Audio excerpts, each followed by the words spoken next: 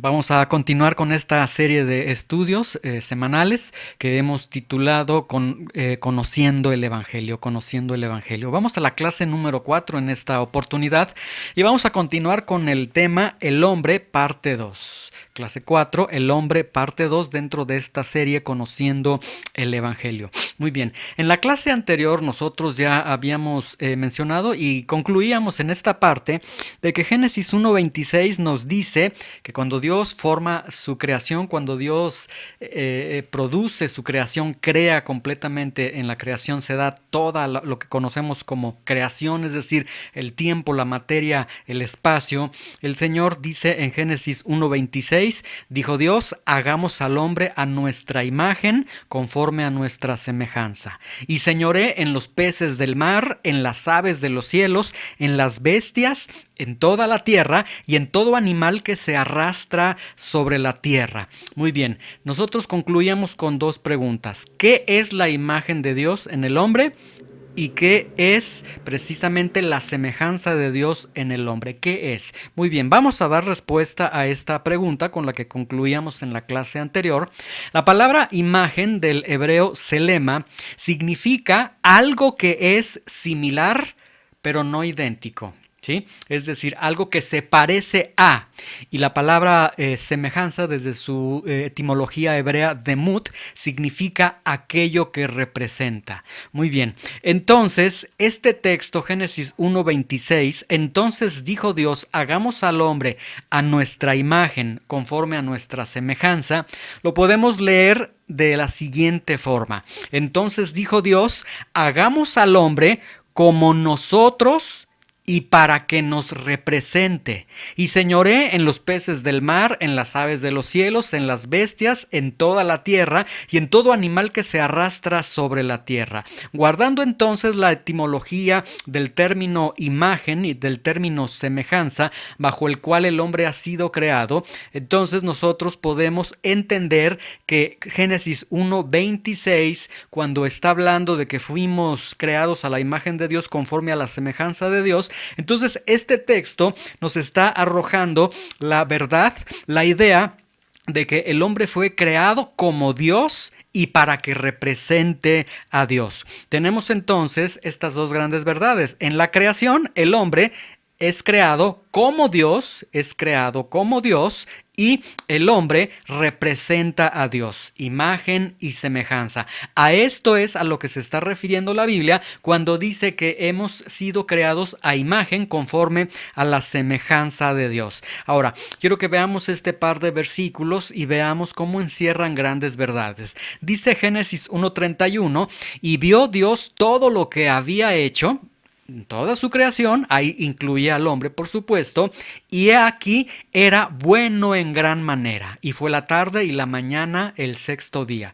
¿Qué nos quiere decir este texto? Que en tratándose de la creación, cuando nos referimos al hombre, a la humanidad, entonces entendemos que el hombre, y recordemos hombre, estamos incluyendo mujer, hombre, aquí entonces está diciendo que vio Dios que había hecho todo lo que había hecho, vio Dios su creación, vio Dios que había creado al hombre y vio que era bueno en gran manera. La creación del hombre es algo bueno en gran manera a los ojos de Dios. Ahora, Eclesiastés 7:29 dice, he aquí solamente esto he hallado, que Dios hizo al hombre recto, pero ellos buscaron muchas perversiones. Cuando Dios crea al hombre, dice, el hombre es bueno en gran manera. Esta creación, hombre-mujer, es buena en gran manera. Y entonces vemos que después esta creación, dice Eclesiastés, fue creada con una rectitud. La palabra recto, que dice que Dios hizo al hombre recto, el término yashar, que significa justo, entonces significa que el hombre inicialmente, desde su creación, tenía una justicia. La justicia que ya habíamos comentado, dicen algunos teólogos, le llaman la justicia original. Entonces veamos, bueno en gran manera, una justicia original que tenía el hombre, quien fue creado a la imagen de Dios, y conforme a la semejanza de Dios, es decir, quien era como Dios y quien representaba a Dios. Tenemos entonces esta gran verdad. El hombre entonces tiene esa esencia, por eso hemos mencionado en estas clases que el hombre en su creación, en su existencia, en su esencia, tiene esa particularidad porque tiene a Dios mismo en el centro de su ser. Ahora, cuando digo que tiene a Dios en el centro de su ser, no me estoy refiriendo a que necesariamente esté reconociendo a Dios como Señor, como Salvador, etcétera, no, sino que su creación está constituida de tal forma que Dios tiene que ver en su creación y que esencialmente tiene Dios, como las células que tiene su cuerpo, Dios está ahí inmerso porque Dios lo creó. El hombre entonces es como Dios, el hombre representa a Dios. Veíamos en la clase anterior, el hombre fue creado con una naturaleza física impresionante, impecable, una moralidad impresionante, una intelectualidad con un grado alto. El hombre fue creado con una espiritualidad. En esta clase vamos a ver esta parte de esa espiritualidad a la que me estoy refiriendo. Y el hombre fue creado sin la semilla de la muerte, porque fue creado bajo una justicia original, bajo una perfección impresionante en su misma creación. Entonces el hombre tenía en sí inmortalidad. Vamos a estar viendo en clases mucho más adelante que el pecado por la desobediencia de un hombre entra al mundo, y porque entra el pecado, entra la muerte, y la muerte pasa a todos los seres humanos. Pero el hombre entonces tenía estas grandes características. Era como Dios, representaba a Dios, naturaleza impresionante, una moralidad impresionante, una capacidad intelectual de raciocinio impresionante, un ser espiritual, un ser inmortal, y además de ello, dominio, creado para dominar, para ejercer dominio en la creación. Todo esto, como mencioné hace unos instantes, conocido por algunos teólogos como la justicia original. Muy bien, entonces el hombre es creado así. Tenemos esta imagen, tenemos el inicio de la creación. A partir del inicio de la creación, entonces tenemos el inicio del tiempo, el inicio de la materia, el inicio del espacio, y recordemos que Dios es eterno. Es decir, que antes de la temporalidad existía la eternidad. Esto ya lo explicamos en las clases anteriores, y Dios ya existía, y solamente Dios existía, y uno de los atributos de Dios es la eternidad. Dios vivía en la eternidad. Ya he explicado en varias de las clases que cuando yo digo Dios habitaba o Dios vivía en la eternidad, no estoy haciendo a la eternidad como un ente distinto a Dios, superior a Dios, para decir Dios habitaba en la eternidad, sino que la eternidad es Dios mismo. Esto ya lo he explicado para que no vaya a haber alguna confusión o alguna mala interpretación de que yo estoy haciendo un señalamiento de que existía algo mayor a Dios y que existía la eternidad y la eternidad era mayor a Dios. No, Dios mismo era la eternidad.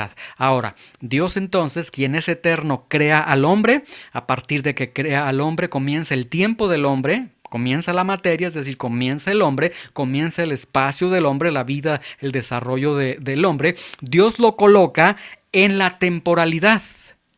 Mucha atención con lo que voy a estar mencionando en esto.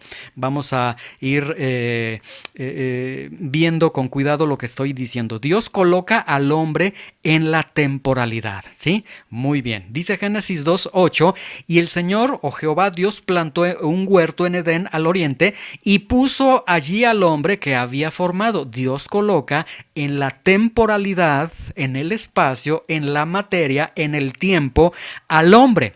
Precisamente o justamente en un huerto que plantó el Señor, que se llama, y Dios plantó un huerto en Edén al oriente. Ahí Dios coloca al hombre, lo coloca en la temporalidad. Esto entonces significa que el hombre es un ser que viene a existencia y que es colocado en la temporalidad. Ahora, el hombre, recordemos, fue creado a imagen y semejanza de Dios. Si el hombre fue creado a imagen y semejanza de Dios, ya lo vimos, de acuerdo a la etimología hebrea, significa que el hombre es creado como Dios y que el hombre representa a Dios. Entonces, si el hombre fue creado a imagen y semejanza de Dios, está colocado en la temporalidad, pero Dios, quien lo ha creado, uno de sus atributos es la eternidad. Entonces vean con mucho detenimiento, y esto es impresionante, que el Dios eterno que creó al hombre y que lo coloca en la temporalidad, y si el hombre es creado a imagen y semejanza de Dios, el hombre también tiene eternidad dentro de su ser. Vean que dice Eclesiastés 3:11, todo lo hizo hermoso en su tiempo. Toda su creación es hermosa y ha puesto eternidad en el corazón de los hombres, en el corazón del hombre, de la mujer, en el corazón de la creación de la humanidad que el Señor ha formado. En todo ser humano, Dios colocó eternidad en el corazón de ellos. ¿Por qué? Porque el hombre fue creado a imagen, es como Dios, Dios es eterno, el hombre tiene eternidad también en su corazón. Ahora, esto no significa que el hombre sea eterno porque Dios es eterno, porque la misma lógica del inicio de la creación nos está hablando de un inicio del hombre, que el hombre tiene una creación, tiene un inicio, y entonces esto nos deja ver por lógica elemental que el hombre entonces no es eterno porque tiene un inicio y el hombre tendrá un final, un final de su vida física también en esta tierra. La eternidad a la que se está refiriendo Eclesiastés 3:11 es la noción de la eternidad. Es decir, Dios ha colocado en el corazón de todo ser humano, ha colocado la noción de que existe lo eterno, la noción de que existe vida después de la muerte. Y esto es en todo ser humano. Y esto es impresionante porque en todas las culturas, la mayoría de todos los buenos filósofos, en todas las culturas, todos los pensadores, todos los filósofos, todos han tenido siempre esta noción de que hay vida después de la muerte. Todo ser humano tiene un temor a la muerte porque no sabe qué hay después de la muerte. Algunos en su arrogancia dicen, no, cuando se muere alguien, ahí se termina todo, sí, pero ¿por qué cuando están en el lecho de muerto están transitando en una desesperación, en una incertidumbre, etcétera? Porque Dios ha colocado la eternidad en el corazón de todo ser humano. Dice Eclesiastés 3:21, ¿quién sabe? Y esto lo dice el predicador, quien escribe este libro, dice, una de las preguntas que hacen los hombres es esta: ¿quién sabe que el espíritu de los hijos de los hombres sube arriba y que el espíritu del animal desciende abajo en la tierra? Es decir, el punto es que en los hombres hay una noción de eternidad, hay una noción, una inquietud, hay un conocimiento innato de decir algo sucede después de esta vida, hay algo más allá de la temporalidad en la que nosotros estamos viviendo. Y esto entonces significa que aunque el hombre viva en la temporalidad, como es el caso de cada uno de nosotros, tenemos en sí, dentro de nosotros, eternidad. Aunque el hombre viva en la temporalidad, tiene en sí mismo eternidad. Y esto independientemente de si eres creyente o no eres creyente, independientemente de si crees en el Evangelio o no crees en el Evangelio, independientemente si dices sí creo que hay vida después de la muerte o no creo que hay vida después de la muerte. Ahí, en el centro de tu ser, en tu corazón, hay eternidad porque Dios la ha colocado. Y esto nos lleva entonces a una gran verdad. La temporalidad no puede satisfacer plenamente al hombre. Esta es una gran verdad. Por eso, todo lo que tengas en esta temporalidad en la que Dios te ha colocado, nunca va a satisfacer plenamente al hombre. Escuchen bien lo que estoy diciendo. No estoy diciendo que yo me casé en esta tierra que Dios me ha permitido, en esta vida que Dios me ha dado, yo he tenido un trabajo, yo he tenido hijos, etcétera, he sido feliz. No, sí. Todo ello son bendiciones de Dios, pero nada en la temporalidad nos puede satisfacer plenamente al 100%. ¿Por qué? Porque precisamente Dios ha colocado eternidad en nuestro corazón. Entonces, eso significa que la temporalidad jamás puede satisfacer plenamente al hombre. Entonces, si el hombre quiere satisfacer sus necesidades plenamente, el hombre tendría, como dice el predicador justamente, y lo dice de una manera muy acertada, tiene que mirar más allá del sol. Debajo del sol todo es vanidad, todo es vaciedad, todo llega un momento, decía el predicador, pues primeramente tenemos emoción cuando tenemos algo nuevo, pero después esto nos aburre, ya no nos llena, ya no nos satisface, etcétera. ¿Por qué? Porque hay temporalidad en tu corazón y porque tu corazón solamente se va a llenar con la eternidad, con Dios. Muy bien, vamos a Génesis 3:8. Y dice este texto, y a partir de este texto vamos a ir llegando, nos vamos a ir inclinando para arribar al tema del pecado que estaremos viendo más adelante. Vamos a estar viendo algunas verdades necesarias para comprender la importancia, la gravedad de lo que es el pecado. Génesis 3:8 dice: y oyeron la voz de Jehová Dios que se paseaba en el huerto al aire del día, y el hombre y su mujer se escondieron de la presencia de Jehová Dios entre los árboles del huerto. Muy bien, tenemos aquí en este texto, vamos a colocar esta imagen para tratar de ayudar a la recreación de esta narración en nuestra mente. Génesis 3:8 dice entonces que oyeron la voz de Jehová Dios que se paseaba en el huerto al aire del día, y el hombre y su mujer se escondieron de la presencia de Jehová Dios entre los árboles del huerto. Muy bien, ¿quiénes oyeron la voz? Bueno, dice esta narración, Adán y Eva. Aquí tenemos a Adán y Eva. Muy bien, ahí tenemos a Adán y Eva. Ahora, vamos a ir viendo algunas verdades en este texto a partir de esta clase y obviamente estaremos dándole seguimiento en las próximas clases. Vean, dice el texto, mucha atención con esto: oyeron Adán y Eva la voz de Jehová Dios que se paseaba en el huerto. Quiero detenerme un momento en la palabra oyeron.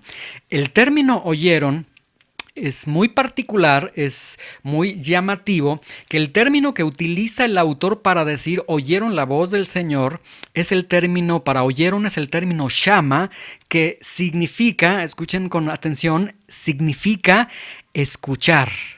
Significa un corazón que escucha, una mente entendida. Es decir, este texto, veamos, Génesis 3:8, y oyeron la voz de Dios.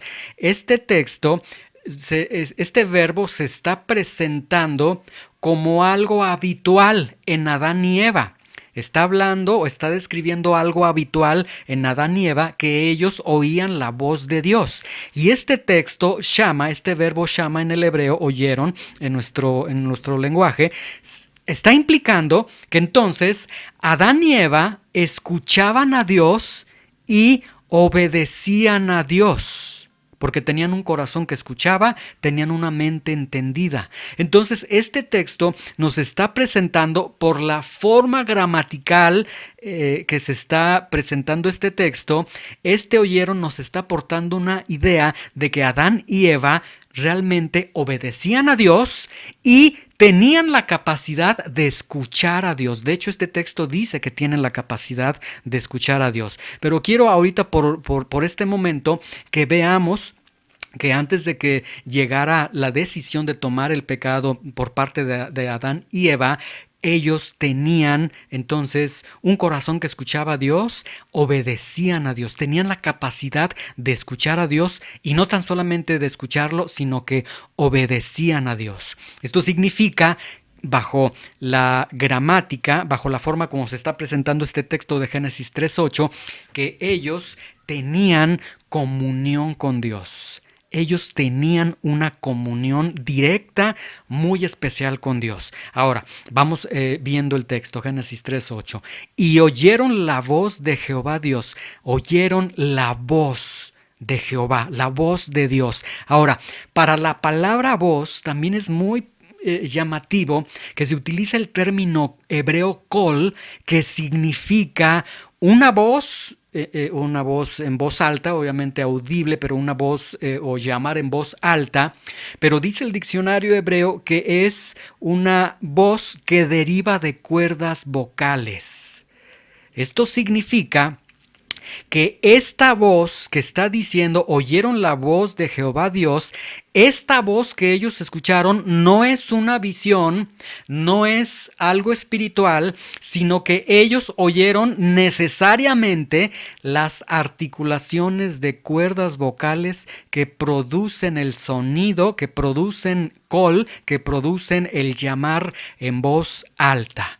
Y esto entonces significa una gran verdad muy hermosa que Dios entonces, que en esta comunión que tenía Adán y Eva, y repito, antes de la consumación del pecado, antes de que se genere el pecado, ellos tenían entonces, este texto lo que nos está aportando es que ellos tenían comunión habitual con Dios y ellos habitualmente escuchaban la voz audible de Dios. Dios los llamaba en voz alta a Adán y Eva. Dios tenía comunión con ellos.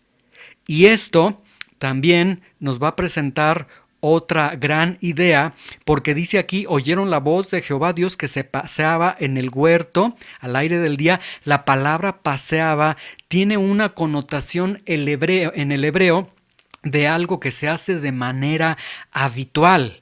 Lo que entonces nos está aportando este texto es que además de la capacidad que tenía Adán y Eva de escuchar la voz audible de Dios, además de que Dios les hablaba audiblemente a Adán y Eva, Dios se presentaba habitualmente con ellos al aire del día, es decir, en la tardecita, dice en el hebreo original, al mediodía, lo que significa que Dios tenía cierta hora en la que Él se presentaba con ellos y tenía comunión con ellos y ellos escuchaban la voz de Dios, ¿sí? Ahora, dicen algunos teólogos en este texto que entonces aquí tenemos en estas reuniones que tenía, en estas comuniones que tenía Dios con Adán y Eva al aire del mediodía, es decir, a las 12 del día, al mediodía, dicen los teólogos, esto dicen que necesariamente se tuvo que dar, es una